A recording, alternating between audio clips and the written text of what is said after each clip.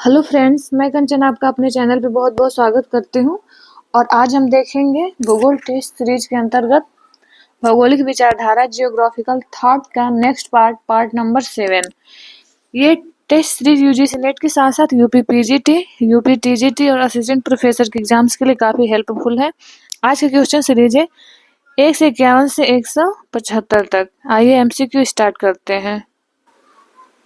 प्रश्न संख्या 151 से स्टार्ट करते हैं। इसमें कथन ए दिया है कि हम्बोल्ट का विश्वास एकीकृत विज्ञान में था जिसमें समस्त भौतिक, जैविक और सामाजिक विज्ञान सम्मिलित रहते हैं। कारण है कि हम्बोल्ट प्रकृति को एक जैव इकाई मानते थे जिसकी उत्पत्ति किसी विशेष क्षेत्र में जैव और अजैव वस्तुओं के अंतर संबंधों से होती है। तो देखिए इसका जो कथन हो जाएगा सही, ऑप्शन ए हो जाएगा। ए और आर दोनों सही है और आर ए के सही स्पष्टीकरण भी कर रहा है। यानी एकीकृत विज्ञान में था, साथ ही जिसमें भौतिक, जैविक सभी सामाजिक विज्ञान उसमें सम्मिलित थे। और इसमें ये भी मानते हैं कि प्रकृति को जैव इकाई मानते थे जिसमें क्षेत्र में जैव और अजैव वस्तुओं के अंतर संबंधों से होती है। तो इसका ऑप्शन ए ही सही हो जाएगा। अगला प्रश्न देखते हैं। प्रश्न संख्या 152 है कि अलेक्जेंडर वान हम्बोल्ट तथा कार्ल रिटर आधुनिक भूगोल के संस्थापक थे। ये तो बिल्कुल फैक्ट से सही है। और कारण है कि दोनों भूगोलवेत्ता समकालीन थे। ये भी बिल्कुल सही है। दोनों अलेक्जेंडर वान हम्बोल्ट व कार्ल रिटर दोनों समकालीन भूगोलवेत्ता माने जाते हैं। ये दोनों भूगोलवेत्ता जो है ये जर्मनी के हैं। तो इसका जो राइट हो जाएगा ऑप्शन बी हो जाएगा। दोनों सही है, सही स्पष्टीकरण नहीं है क्योंकि दोनों दो तरह से कहा जाए कि ये दोनों फैक्ट्स के रूप में हम देख सकते हैं। अगला प्रश्न देखते हैं। प्रश्न संख्या 153 है कि कथन ए कह रहा है कि अंध युग के धर्माचार्यों ने पृथ्वी की गोलाभ आकृति को अस्वीकार कर दिया। वो नहीं मानते थे कि पृथ्वी क्या है, गोल है। इसको गोलाभ आकृति को वो अस्वीकार कर दिए, जो अंध युग में जो भी धर्माचार्य हुए। कारण है कि अंध युग के धर्माचार्यों ने लोगों को यह समझाने का प्रयास किया कि गोलाकार आकाश होने से आवश्यक नहीं है कि पृथ्वी गोल हो। यह आवश्यक नहीं है कि यदि आकाश गोला या गोलाकार आकाश देख रहे, एक हम देख पा रहे हैं या फिर देख रहे हैं कि क्षितिज पर जो है आसमान बिल्कुल नीचे खत्म हो जा रहा है या लग रहा है कि पृथ्वी को छू रहा है, तो आकाश गोला होने से पृथ्वी गोली नहीं हो सकती है। तो ये भी बात भी सही है। देखिए इसमें जो हो जाएगा ये तो सही है। इसके साथ इन्होंने कारण के रूप में इसे दिया क्योंकि कारण ये दिया कि देखिए आकाश यदि गोला है तो जरूरी नहीं है कि पृथ्वी हो। तो एक तरह से व्याख्या इसकी हो सकती है, हो सकती नहीं है मतलब है व्याख्या। तो इसका भी राइट आंसर ऑप्शन ए ही हो जाएगा। वो क्योंकि वो नहीं मानते थे कि पृथ्वी, क्योंकि वो मानते थे कि आसमान जो है गोला है तो पृथ्वी गोली नहीं हो सकती, पृथ्वी चपटी ही मानते थे। ये कारक के रूप में आधार पे वो कहते थे कि नहीं, पृथ्वी क्या है, गोलाभ आकृति की नहीं है। अगला प्रश्न देखते हैं। प्रश्न संख्या जो 154 है कि अरब वासियों के भौगोलिक ज्ञान में वृद्धि के लिए लंबी लंबी यात्राएं उत्तरदायी थी। कारण है कि इस्लाम धर्म के अनुसार प्रत्येक समर्थ व्यक्ति के लिए कम से कम एक बार की यात्रा आवश्यक मानी जाती है। तो देखिए इसमें हम देखते हैं तो कथन ए भी सही है क्योंकि देखिए जो अरब वासी थे और उनके भौगोलिक ज्ञान की वृद्धि के लिए लंबी लंबी यात्राएं उत्तरदायी थी। अरब वासी बहुत लंबी लंबी यात्राएं करते थे। एक कारण यह था कि वो काफी समृद्ध थे, समृद्ध होने की वजह से भी लंबी यात्राओं को अफोर्ड कर पाते थे। और फिर यहाँ दिया है कि कारण है कि इस्लाम धर्म के अनुसार प्रत्येक समर्थ व्यक्ति के लिए कम से कम एक बार की यात्रा आवश्यक माने जाते थे। और ये भी है कि उसमें इस्लाम धर्म में उसके लिए जो भी समर्थ व्यक्ति थे, धनवान थे, उनको एक बार यात्रा करनी आवश्यक मानी जाती थी। इस आधार पर जैसे जैसे अलग अलग क्षेत्रों की या धार्मिक स्थलों की अलग अलग, जैसे मस्जिदों की बड़े बड़े उनकी यात्रा करते थे, तो यात्रा कर रहे हैं तो फिर रास्ते में बहुत सारी यात्राएं करते समय बहुत सारे दृश्य, बहुत सारे ऐसी जगह उन्होंने देखी जिससे उनके ज्ञान में वृद्धि हुआ। तो सही है। तो इसका जो राइट आंसर हो जाएगा ऑप्शन ए हो जाएगा। ए और आर दोनों सही है और आर ए का सही स्पष्टीकरण भी है। प्रश्न संख्या हम देखते हैं 155। शास्त्रीय खगोल विज्ञान पर आल्मागेस्ट नामक प्रसिद्ध पुस्तक के लेखक कौन है? ऑप्शन ए है इरेटोस्थनीज, ऑप्शन बी है हिप्पारकस, ऑप्शन सी है टालमी और ऑप्शन डी है स्ट्रैबो। तो देखिए जो आल्मागेस्ट प्रसिद्ध पुस्तक है ये है टालमी महोदय की, जो कि एक रोमन विद्वान है। अगला प्रश्न देखते हैं। प्रश्न संख्या 156 है कि निम्नलिखित में से किस भूगोलवेत्ता ने महासागर के जल के रंग और इसकी लवणता का सहसंबंध बताया? ऑप्शन ए है अल मसूदी, ऑप्शन बी है इब्न सीना, ऑप्शन सी है इब्न खालदून और ऑप्शन डी है अल खालदून। तो महासागरों के जल के रंग और इसकी लवणता का सहसंबंध बताया है, ये बताया है अल-मसूदी द्वारा बताया गया है कि जो महासागरों के रंग से हम उसकी लवणता का अनुमान लगा सकते हैं कि हाँ किस प्रकार की लवणता यहाँ पे पाई जाती होगी। तो रंग व लवणता का कहेंगे सहसंबंध बताया अल-मसूदी द्वारा। अगला प्रश्न देखते हैं, प्रश्न संख्या 157 है, इसमें सुमेलित कीजिए। दिया है योगदान एक तरफ लेखक। एक ऑप्शन डी नीचे चला गया है। देखिए क्षेत्रीय भूगोल, फिर ये श्रृंखलाबद्ध भूगोल, फिर स्टॉप गो एंड गो निर्धारणवाद, ये तो हो गया आपका ग्रिफिथ टेलर का रुको और जाओ सिद्धांत, ये ग्रिफिथ टेलर दिए हैं। और इसमें हो जाएगा आपका, देखिए इसमें क्षेत्रीय भूगोल से हो जाएंगे कार्ल रिटर, क्षेत्रीय भूगोल में योगदान दिए हैं। और श्रृंखलाबद्ध भूगोल हो जाएगा हम्बोल्ट का, श्रृंखलाबद्ध भूगोल हो जाएगा और हम्बोल्ट। यहाँ पे हो जाएगा ये, वो संभाव्यतावाद आ जाएगा, ये हो जाएगा OH के स्पेट का।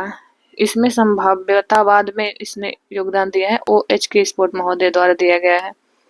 अगला प्रश्न देखते हैं, प्रश्न संख्या 158 है, निम्नलिखित में से किस विद्वान ने सामान्य बनाम विशेष भूगोल के द्विभाजन की नींव रखी थी? Option A Immanuel Kant, option B Sebastian Munster, option C Bernhard Varenius, option D Peter Apian. तो सामान्य बनाम विशेष भूगोल के द्विभाजन की नींव रखी थी, ये रखा गया था बर्नहार्ड वारेनियस द्वारा। अगला प्रश्न देखते हैं, प्रश्न संख्या 159, कॉस्मोग्राफी शब्द का प्रतिपादित और उसे यूरेनोग्राफी व जियोग्राफी में विभाजित किसने किया? Option A Ritter, option B Pascal, option C है हम्बोल्ट व ऑप्शन डी है वारेनियस। तो देखिए कॉस्मोग्राफी शब्द का प्रतिपादन यूरेनोग्राफी व जियोग्राफी में विभाजित किया हम्बोल्ट महोदय द्वारा, क्योंकि कॉस्मोग्राफी जो है ये इन्हीं की पुस्तक, इन्होंने इसको दो भागों में यूरेनोग्राफी और जियोग्राफी में विभाजित करके अध्ययन किया। आगे देखते हैं, अगला प्रश्न है 160, प्रश्न संख्या 160 है कि समस्त भूगोलीय प्रगति का मुख्य विचार पार्थिव एकता है, इस कथन का श्रेय किसे दिया जाता है? ऑप्शन ए है फ्रेडरिक रेडजेल, ऑप्शन बी है वाइडल डी लाब्लास, ऑप्शन सी है रिचर्ड हार्टशॉर्ट, ऑप्शन डी है जीन ब्रोन्स। देखिए इसका जो राइट आंसर हो जाएगा ये हो जाएगा ऑप्शन बी वाइडल डी लाब्लास महोदय द्वारा ये कहा गया था, ये कथन है समस्त भूगोलिक प्रगति का मुख्य विचार पार्थिव एकता है। पार्थिव एकता का सिद्धांत दिया था विडाल डिला महोदय द्वारा, ब्लास महोदय द्वारा। प्रश्न संख्या 161 है कि मीटियोरोलॉजिका नामक पुस्तक किसने लिखा है? तो ऑप्शन ए अरस्तु, ऑप्शन बी पेसिडोनियस, ऑप्शन सी प्लेटो व ऑप्शन डी है इरेटोस्थनीज। तो जो देखिए मीटियोरोलॉजिका जो है ये पुस्तक है अरस्तु की, अरस्तु द्वारा ये लिखा गया है। अगला प्रश्न देखते हैं, प्रश्न संख्या 162, पृथ्वी की परिधि की परिगणना करने वाले प्रथम ग्रीक विद्वान कौन थे? ऑप्शन ए अरस्तु, option B Herodotus, option C Alexander और ऑप्शन डी इरेटोस्थनीज। इसका राइट आंसर हो जाएगा ऑप्शन डी इरेटोस्थनीज। प्रश्न संख्या 163 है कि निम्नलिखित में से कौन जर्मनी का भूगोल संबंधी ज्ञान को प्रथम बढ़ावा देने वाला था? Option A Ferdinand von Richthofen, option B Carl Ritter, option C Karl Andree, option D Oscar Peschel. तो देखिए इसमें जो स्थान है मतलब प्रथम स्थान, प्रथमतः पहली बार बढ़ावा या उसमें अग्रसर किया या उसे पहली बार प्रस्तुत किया भूगोल संबंधी ज्ञान को जर्मनी में, तो ये हो जाएगा right answer option D Oscar Peschel द्वारा। प्रश्न संख्या 164 है कि रिटर के अनुसार यह उपागम कि कुछ भौगोलिक तथ्यों की वैज्ञानिक परिभाषा नहीं की जा सकती को कहा जाता है, यानी जिसकी वैज्ञानिक परिभाषा या वैज्ञानिक व्याख्या की ही नहीं जा सकती है। ऑप्शन ए है स्थानिक, ऑप्शन बी है पारिस्थितिक, ऑप्शन सी है उद्देश्यवादी और ऑप्शन डी है क्षेत्रीय। तो देखिए इसका जो राइट आंसर होगा ये होगा ऑप्शन सी हो जाएगा उद्देश्यवादी। प्रश्न संख्या 165 है, यह कथन कि मिस्र नील नदी की देन है किसका है? ऑप्शन ए अरस्तु, ऑप्शन बी है स्ट्रैबो, ऑप्शन सी है हेरोडोटस और ऑप्शन डी है सेनेका। तो देखिए जो मिस्र नील नदी की देन है ये कहा है हेरोडोटस द्वारा कहा गया है। प्रश्न संख्या 166 है कि निम्नलिखित में से किस विद्वान ने टालमी की पुस्तक में सुधार किया था? ऑप्शन ए है अल-मसूदी, ऑप्शन बी है अल इद्रिसी, ऑप्शन सी है अल बरूनी, व ऑप्शन डी है इब्न खालदून। तो टालमी की पुस्तक में सुधार किया था, ये किया था अल इद्रिसी ने।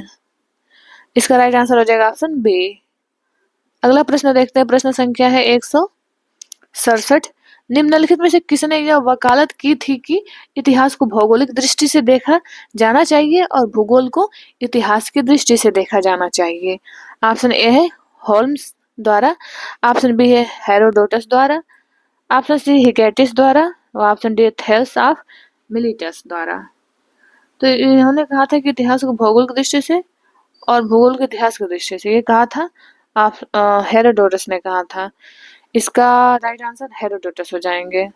प्रश्न संख्या 168 है, गणितीय भूगोल के संस्थापक किन्हें माना जाता है? ऑप्शन ए प्लेटो और अरस्तु, ऑप्शन बी है थेल्स और एनेक्जिमेंडर, ऑप्शन सी हिकेटिस और हेरोडोटस, और ऑप्शन डी है टालेमी। तो देखिए, जो गणितीय भूगोल के संस्थापक माने जाते हैं, ये माना जाता है थेल्स और एनेक्जिमेंडर को, जो कि यूनानी भूगोलवेत्ता हैं। प्रश्न संख्या 169 है, भूगोल के जनक इरेटोस्थनीज किस स्कूल से संबंधित हैं? Option A Roman, option B है अरब, ऑप्शन सी है जर्मन, व ऑप्शन डी है ग्रीक। तो भूगोल के जनक इरेटोस्थनीज जो है, ये संबंधित है ग्रीक स्कूल से, यानी यूनानी। यूनानी ये भूगोलवेत्ता है, यूनानी भूगोलवेत्ता माने जाते हैं इरेटोस्थनीज। प्रश्न संख्या 170 है कि आधुनिक भौगोलिक विचारधारा की आधारशिला किसने रखी थी? ऑप्शन ए है हम्बोल्ट और रीटर, ऑप्शन बी है कांट और वारेनियस, ऑप्शन सी है हेडनर और रिस्थोफेन, व ऑप्शन डी है हम्बोल्ट और डेविस। तो आधुनिक भौगोलिक विचारधारा की जो आधारशिला या जो नींव रखी, ये रखा था दो महत्वपूर्ण, ये दो महान भूगोलवेत्ताओं द्वारा, ये है हम्बोल्ट और रीटर महोदय। इनको माना जाता है आधुनिक भूगोल के जनक। प्रश्न संख्या 171 देखते हैं, भूगोल शब्द का प्रयोग निम्नलिखित में से किसने सबसे पहले किया? Option A Eratosthenes, option B Strabo, option C Hipparchus, व ऑप्शन डी है पैसिडोनियस। तो भूगोल शब्द का प्रयोग इसमें से सबसे पहले जो किया, ये किया था यूनानी या ग्रीक भूगोलवेत्ता, ग्रीक जियोग्राफर योगी इरेटोस्थनीज द्वारा। इरेटोस्थनीज को इसलिए कहा जाता है भूगोल का पिता। प्रश्न संख्या 172, निम्नलिखित में से कालक्रमानुसार यूनानियों का सही क्रम क्या है?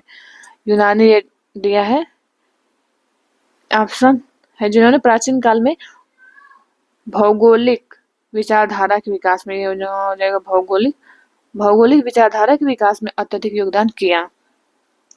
इसे देखते हैं, यहाँ दिया है ऑप्शन ए अरस्तु, इरेटोस्थनीज, एनेक्जिमेंडर, टालमी। तो देखते हैं इसमें क्या हो जाएगा कि इसमें सबसे लास्ट तो आ जाएंगे टालमी, क्योंकि टालमी जो है रोमन जियोग्राफर हैं, तो ये आ जाएंगे। इसमें से ये या तो ये प्रश्न सही होगा। फिर दिया है अरस्तु दिया है, फिर एनेक्जिमेंडर। तो देखिए इसमें क्या है कि एनेक्जिमेंडर जो है अरस्तु से भी पहले के जियोग्राफर या भूगोलवेत्ता है, तो एनेक्जिमेंडर पहले आएगा। तो इस आधार पे हमारा ऑप्शन सी जो है सही हो जाएगा। ऑप्शन सी हो जाएगा कि एनेक्जिमेंडर, फिर उसके बाद आते हैं अरस्तु, वो अरस्तु के बाद आते हैं, तो ये हो गया इसका राइट आंसर रहेगा ऑप्शन सी एनेक्जिमेंडर, अरस्तु, इरेटोस्थनीज, फिर आते हैं टालमी का समय काल आता है। अगला प्रश्न देखते हैं, प्रश्न संख्या है 173। हटिंगटन के अनुसार भविष्य के लिए भौगोलिक विचार के दिशा निर्देश किसने निर्धारित किया? ऑप्शन ए हटिंगटन EW, ये तो नहीं होगा। ऑप्शन बी है वाइडल डिलाब्लास, ऑप्शन सी है ई सैंपल, व ऑप्शन डी है वान रिस्थोफेन। तो इन्होंने कहा है कि, तो हटिंगटन मानते हैं कि भविष्य के लिए भौगोलिक विचारधारा का दिशा निर्देश जो निर्धारित किया, ये है वान रिस्थोफेन महोदय। भविष्य के लिए भौगोलिक विचारधारा के विचार के दिशा निर्देश ये माने जाते हैं वान रिस्थोफेन, हटिंगटन के अनुसार। अगला प्रश्न है 174 के निम्नलिखित में से किसने भूगोल को जीव भू विस्तार संबंधी विज्ञान के रूप में व्याख्यायित किया? Option A P.E. James, option C Richthofen, option B है हैटनर, व ऑप्शन डी है डार्विन CR। देखिए तो इस प्रश्न का राइट आंसर हो जाएगा ऑप्शन बी, हेटनर के द्वारा। ये बी दिया है तो बी जो है ये सही हो जाएगा। हेटनर जे यानी हेटनर माने जाते हैं जीव भू विस्तार संबंधी विज्ञान के रूप में व्याख्यायित किया था भूगोल को हेटनर ने। प्रश्न संख्या 175 है, ये है कि पॉजिटिविज्म का दर्शन निम्नलिखित में से किसमें विश्वास नहीं करता है, यानी ये तार्किकता पे बात करता है तो इसमें किसमें विश्वास नहीं करेगा। ऑप्शन ए है अनुमान, ऑप्शन सी है तथ्य, ऑप्शन बी है वास्तुपरकता, ऑप्शन डी है सत्य। तो कहें कि जो पॉजिटिविज्म है ये जो है विज्ञान को मानता है। विज्ञान को जो जिस चीज को हम प्रूव कर सकते हैं उसको प्रयोगशाला में इसे मानता है। तो इसमें से ये अनुमान को बिल्कुल नहीं मानता है, तो ये अनुमान में विश्वास नहीं करता है। ये आज का अंतिम प्रश्न है। मिलते हैं नेक्स्ट वीडियो में। वो आपसे हम्बल रिक्वेस्ट है कि इस चैनल को सब्सक्राइब कर लें और अपने दोस्तों को भी शेयर करें। ये वीडियो देखने के लिए आपका बहुत बहुत धन्यवाद।